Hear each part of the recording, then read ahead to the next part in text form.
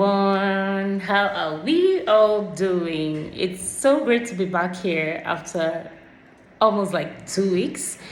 I've actually been up and about, but today I said I'll take out my time and give you guys some viable information, especially for those who are looking at migrating to Canada, either through school or through permanent residency route. And this is because it's more like a test run. You don't want to just give information because you read it up on websites or you've probably listened to people who have ideas. So this is me bringing you information basically from one of our students who relocated to Canada through studies in December 2022. I think her program started in January 2023 and she finished her first year in August 2023.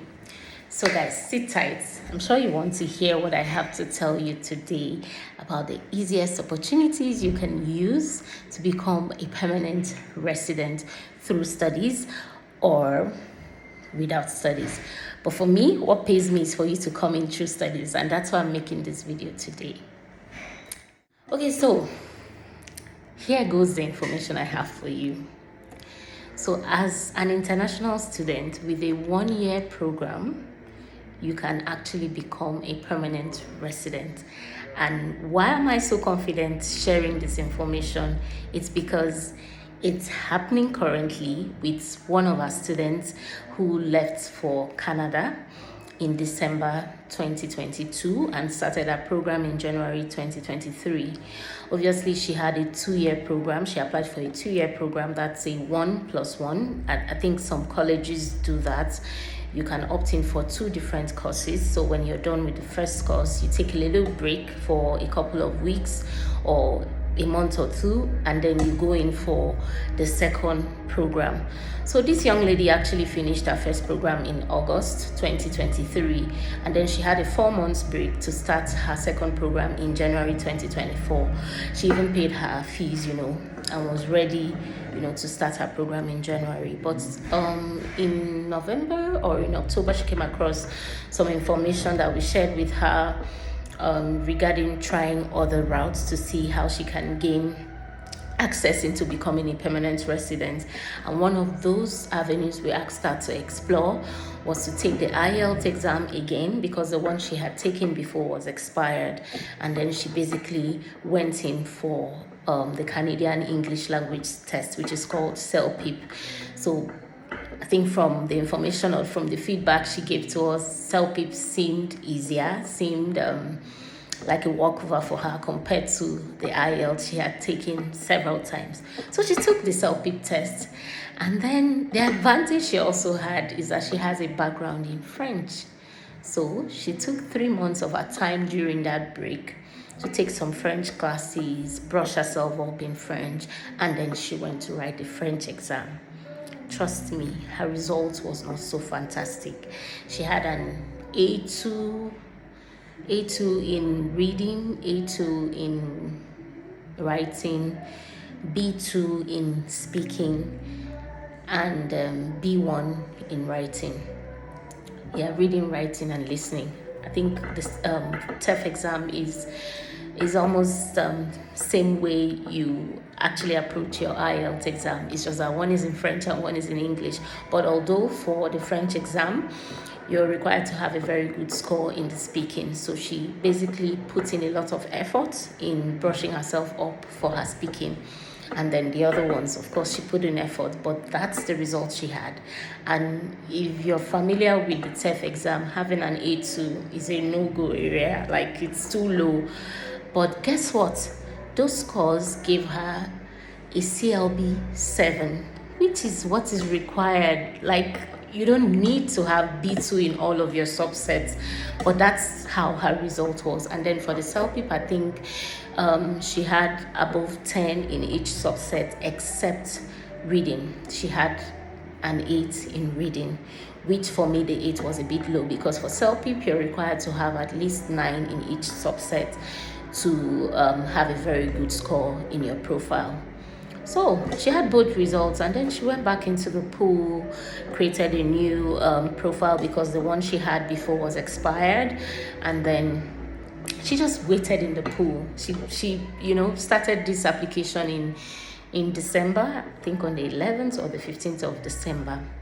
And guys, on the 18th of February, there was a draw, a French speaking draw for people who are looking at being residents in Ontario. That's the OIMP French Workers Skilled Draw, something related basically to French. She got her PNP nomination, and that was because the score was taken from around 317 to 461. So she was basically invited for her permanent residency. As I speak, she was putting her documents together, to basically all the documents needed for her to put in the application for the PNP nomination she got. And within a period of 2 weeks, guys, she got the PNP nomination on the 18th of February, 18th of January, and on the 1st of February, another draw was done, and this time it was a federal skilled workers draw, and still French related. So they basically picked people in the pool who had a CLB7 in French. She wasn't expecting it. I wasn't expecting it because I felt, she already got a PNP nomination, so there was no need to, probe if she got it or not. And then lo and behold, 2 days after the draw was done, she got an email. So she was invited now for the Federal Skilled Workers Scheme, which allows her go to any province she wants to. And guys, this is in a period of 2 months after she got into the pool. No, not 2 months, 1 month. She got into the pool in December 11th, and she got both invitations between January and February 1st. This is somebody who traveled to Canada through studies and started her program in 2023. And right now she's headed for her permanent residency application. She got the Federal Skilled Workers invitation, and she's applying for her permanent residency. So there are lots of information out there you guys may not have access to. So when we find ourselves with this information, we try to basically push it out to you there.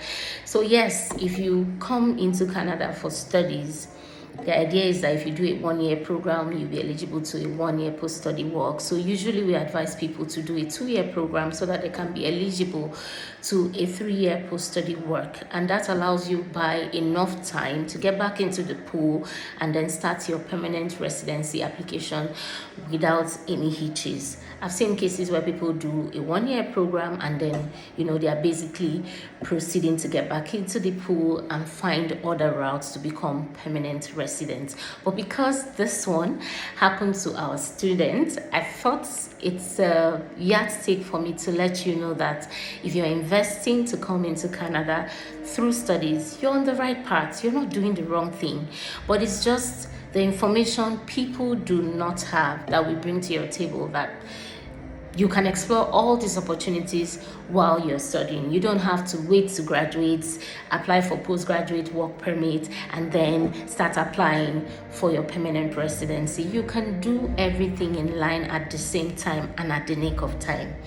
So guys, I'm hoping in the next couple of months, when her permanent residency permit is ready, I would be doing another video to show you guys a proof with dates. But today, make do with the videos, with the pictures I've added to these videos, just to show you how the process went through from when she applied for her profile and when she got invited, when she got the 2 invitations that she's currently working with or applying for her permanent residency. So guys, why am I doing this video today? First of all, it's just to encourage you guys that don't be discouraged by going to Canada through studies. You don't need to stay for too long. You can have, as long as you have the right information, you can access things that people do not know actually work. And you will just be that testimony to get someone to do probably the same thing or something close to it. And then secondly, like I said from the beginning of the video, that this route is for both international students and people also looking at coming in through direct permanent residency route. That means you don't want to come into Canada to study, you're in your home country and you're looking for the best options to go with. The best option for me here is for you to take the English language test and also take the French test. Guys, that is because you stand a chance to increase your score by having both languages in the skill set. French and English is very important to the Canadian society, so you're of an advantage. And don't be worried about learning a language. Give yourself 3 to 6 months with a good tutor. There are so many apps online you can access, and those apps actually links you with other students who are actually doing the same program, and then you guys can start networking from there, learning to speak the language. For real, they're not expecting you to give them all the advanced French. The basic French you have can actually help you pass this exam. Another thing I'm trying to clear with this video is that the fact that you got nominated because you have a French speaking skill doesn't mean that when you get to Canada you need to find a French job. No, whatever knock you use in your application, that's the route you'll be looking at when you're looking for a job. So it doesn't have to be a French speaking job. But guys, I mean, if you find a French speaking job, they pay really well and it gives you a chance to get a job on time. So if this video makes sense to you, if you think that this information I've shared today is viable to you, or you want to know more, please feel free to send me a DM. Feel free to click on the link in my bio, share your information with us, and we can have a one-on-one chat and start this process together from scratch to finish. We have a lot of schools in Canada that we work with.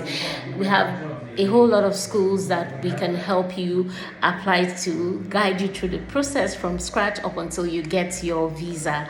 And if you want to explore the other route, which is not school route, I may not be able to help you, but at least I've provided information that will be useful to you in the future. And like I said, I'm happy to have a one-on-one with you. I'm happy to speak with you at any time. Just send me a DM and I will be available to give you the information one-on-one if you want that. Guys, please share this video, like, subscribe, turn on your notification bells, because I am bringing you back good gist on this channel. Thank you for joining today, and please be on the lookout for more videos. Bye.